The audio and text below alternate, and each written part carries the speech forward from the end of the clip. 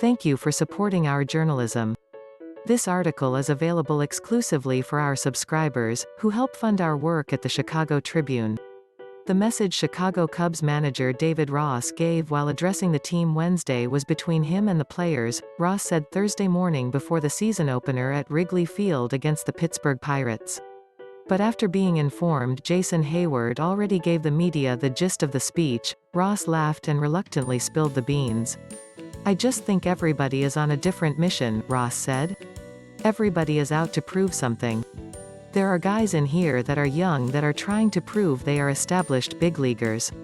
I think there are guys that have played roles and are trying to establish that they are everyday players. I think there are guys that have been labeled they can't do this, they can't do that. And there are guys on one-year deals and on the back end of contracts. Everybody is on their own journey, and it's a powerful thing to prove what you truly believe. And I've heard the hearts and the words of each individual player in a lot of different fashion, and I think a lot are on a mission to accomplish a lot of special things. When you hear it come out of their mouths and see it in their work, I think it's powerful." That's kind of how I addressed the group, talking about respecting the journey each individual guy is on and what they're trying to accomplish. Heyward said Thursday the Cubs have a well-balanced squad, and it feels like a very young, old veteran team. That sounds like an oxymoron, but most of the Cubs stars are still aged 31 and under, even though it seems like they've been around a long time. Heyward said they've shrugged off all the trade rumors, calling it filler time, and suggesting media and fans have been talking about that what if day, and if and when that day comes for 4 or 5 years now, with the Cubs core. "Somebody is getting paid off a lot of what ifs with this group," he said. "We don't really buy into that.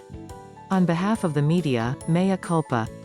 We've been following and writing about the constant rumors surrounding the Cubs that have been ongoing for the last 3 years. The so-called last hurrah of the Cubs has been a talking point since former President Theo Epstein threatened to break up the gang over 3 years ago. This year is really a reckoning in a lot of ways," Epstein said at the 2018 winter meetings. "We do have a lot to prove.